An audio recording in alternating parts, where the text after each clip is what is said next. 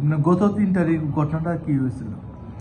Actually গত 3 তারিখ 9:30টার দিকে আমার কাছে হসপিটাল থেকে ফোন আসে, ক্যারিংবাগ হসপিটাল থেকে ফোন করছিল যে এখানে একটা বুলেট ইঞ্জুরি পেশেন্ট আইসিএ পেশেন্ট। তো আমরা সঙ্গে সঙ্গে আমি পুলিশ পাঠাইছি, আমি নিজেও গেছি, তখন তারা রেফার করে দিয়েছিল, এটা জিবি হসপিটালে রেফার করছে।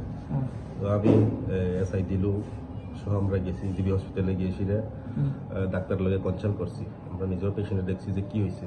অ্যাকচুয়ালি এটা দেখা গেছে লাইক বুলেট ইঞ্জুরি হই।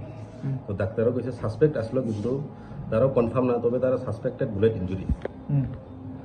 তো আমরা এই অনুসারে যা প্রিলিমিনারি ইনভেস্টিগেশন করছি, করার পরে সাসপেক্ট যে আসলো এই সারেন দেব বর্মা, তাকে আমরা সুরেন দেব বর্মা।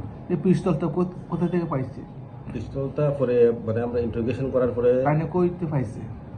তাইনে সারেন্দ্র দেববর্মা কোথা থেকে পিস্তল পাইছে? কইছিল সে বাড়ির পাশে জঙ্গল কাটতে গেছিল, এই পিস্তলটা পাইছে।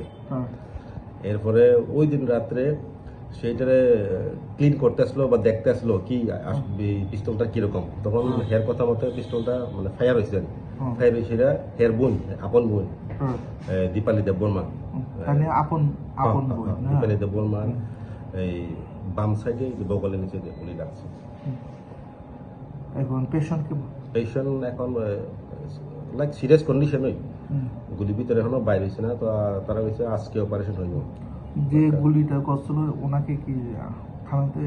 হ্যাঁ, কালকে ইন্টারোগেশনে এসে স্বীকারে গেছে, স্বীকারে আমরা কেস লইছি, অ্যারেস্ট হয়েছে, এরপরে রিডিং টু ডিসকভারি করি, সেটা আমরা পিস্তলও রিকভারি করছি। কেস নাম্বার 01 আর্মস অ্যাক্টে কেস নেওয়া হয়েছে, আর্মস অ্যাক্টে কেস নাম্বার 01।